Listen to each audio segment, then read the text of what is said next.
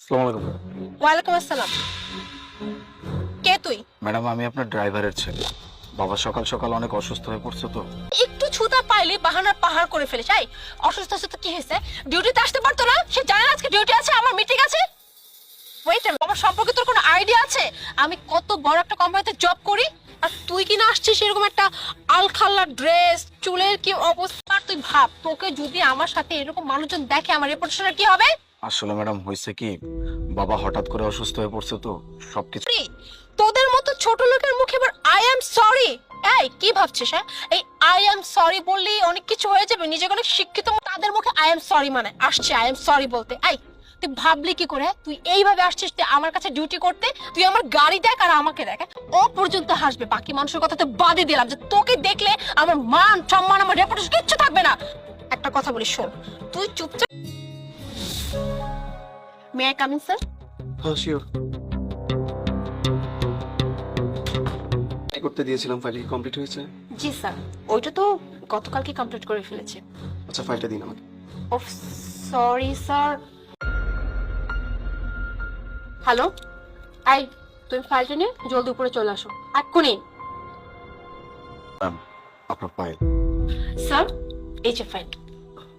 আপনার তো একটা ক্লায়েন্ট হ্যান্ডেল করার কথা ছিল, ফ্রান্সের ক্লায়েন্ট তো অনেকবার কল দিচ্ছে। আমি তো ফ্রান্সের ভাষা পারি না, তাই স্যার আমি ওনার সাথে কন্ট্যাক্ট করতে পারিনি।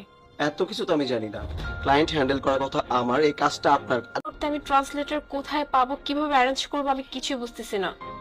আসলে আমার ভুলই হয়েছে আপনার উপর ভরসা করা। স্যার ইফ ইউ এটা নষ্ট হলো, তোর চেহারা দেখছি বলে আজকে আমার এই অবস্থা, আর তুই কি না এখানে এসে বসের সাথে কথা বলতেছিস? মিস মোনা, আপনি চুপ করুন। পারবে না, বড় ভুলটা আমাদের ক্লায়েন্টটা চলে যাবে। আপনি কি সত্যি পারবেন? জি স্যার। দেখে তাহলে ওনার সাথে তোমরা ডিলটা করতে বলুন এটা। ওকে।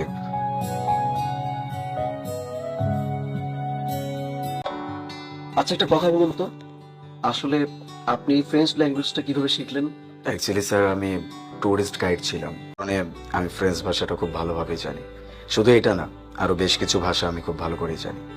আর ম্যাডাম আপনি, আপনাকে কিছু, আমি গরিব হতে পারি, আমার পোশাক আশাক কেমন হতে পারে, আমি যথেষ্ট শিক্ষিত।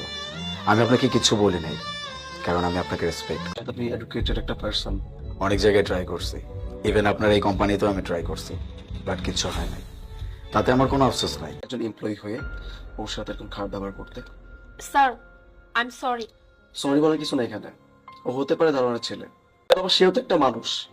রিস্কালার ছেলে, মুচির ছেলে, দারোয়ান ছেলে, তার কি মানুষ না? তারাও একটা মানুষ। আর আপনি কি বললেন? অশিক্ষিত, গাইয়া, মূর্খ, তাই না? আর একটা ছেলে যখন কোনো কথা বলতে চাচ্ছে তাকে আপনি কেন বলতে দিচ্ছেন না?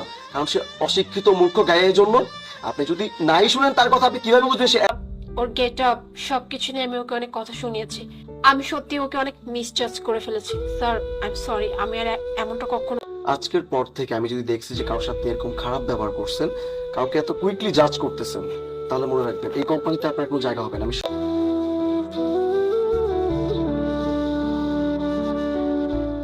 আর হ্যাঁ, তুমি কালকে থেকে এই কোম্পানি। আসসালামু আলাইকুম।